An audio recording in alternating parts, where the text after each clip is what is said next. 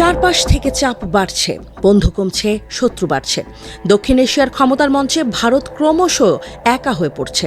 দিল্লির সাজানো কূটনৈতিক নকশায় আজ ফাটল স্পষ্ট। উত্তেজনার আগুন জ্বলছে সীমান্তে, আর ভেতরে ভেতরে ক্ষয়ে যাচ্ছে নরেন্দ্র মোদীর ৩ মেয়াদের শাসন। এই সংকটের সূচনা অবশ্য একদিনে হয়নি। গত ১ দশকে দক্ষিণ এশিয়ার প্রতিবেশী দেশগুলোর সঙ্গে সম্পর্কের সুর বদলেছে। হিন্দুত্ববাদ আর উগ্র জাতীয়তাবাদকে ঢাল করে মোদি দেশ পরিচালনা করলেও আন্তর্জাতিক অঙ্গনে তিনি ক্রমশই কোণঠাসা। এর বড় প্রমাণ মিলেছে বাংলাদেশ ইস্যুতে। ২০২৪ সালের জুলাইয়ে ঢাকার রাজপথে ছাত্র জনতার গণ অভ্যুত্থানে শেখ হাসিনার সরকার বিদায় নেয়। দিল্লির জন্য এক কঠিন ধাক্কা। এত দিনের নির্ভরযোগ্য মিত্র হারিয়ে মোদি এখন দোটানায়। হাসিনাকে ভারতে আশ্রয় দেয়া কি নৈতিকভাবে সঠিক? আবার মিত্রকে এভাবে ফিরিয়ে দিলে কূটনৈতিক শিষ্টাচার রক্ষা হবে তো? এরই মধ্যে ভারতের সংসদেও প্রশ্ন উঠেছে, শেখ হাসিনাকে কবে ফেরানো হবে? বাংলাদেশ ইস্যুর আঁচ কাটতে না কাটতেই কাশ্মীর হয়ে উঠেছে দিল্লির জন্য নতুন দুঃস্বপ্ন। জম্মু কাশ্মীরের পাহাড়ে যুদ্ধের আঁচ স্পষ্ট। LOC line of actual control পার করে ছুটে আসছে গুলি। বন্দুকের শব্দে রাতের ঘুম হারাম ভারতীয় সেনাদের।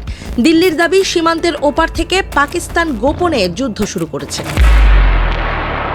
কিন্তু ইসলামাবাদ এই অভিযোগ নিয়ে নীরব, আর এই নীরবতাই মোদির প্রশাসনের চিন্তা আরও বাড়িয়ে দিচ্ছে।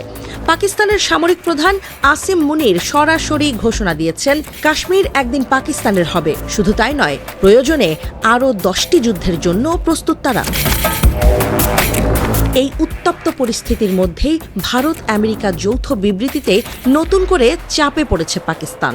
হোয়াইট হাউসে মোদি ও ডোনাল্ড ট্রাম্পের বৈঠকের পর প্রকাশিত বিবৃতিতে পাকিস্তানের বিরুদ্ধে সন্ত্রাসবাদ দমনের আহ্বান জানানো হয়। এতে ক্ষোভে ফুঁসছে ইসলামাবাদ। পাকিস্তানের প্রধানমন্ত্রী শাহবাজ শরীফ এই বিবৃতিকে একতরফা ও বিভ্রান্তিকর বলে আখ্যা দিয়েছেন। পাকিস্তানের পররাষ্ট্র মন্ত্রণালয়ের মুখপাত্র শফকাত আলী খান জানিয়েছেন, এই বিবৃতি কূটনৈতিক শিষ্টাচারের বিরুদ্ধে। পাকিস্তান যে সন্ত্রাসবাদের বিরুদ্ধে লড়াইয়ে অনেক আত্মত্যাগ করেছে তা সম্পূর্ণ উপেক্ষিত হয়েছে।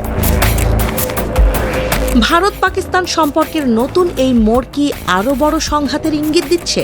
LOCতে যুদ্ধের সুর, দক্ষিণ এশিয়ায় কূটনৈতিক পালাবদল। মোদি কি সত্যিই তার একচ্ছত্র আধিপত্য ধরে রাখতে পারবেন, নাকি সময়ের সাথে বদলে যাবে ভারতের গেম প্ল্যান?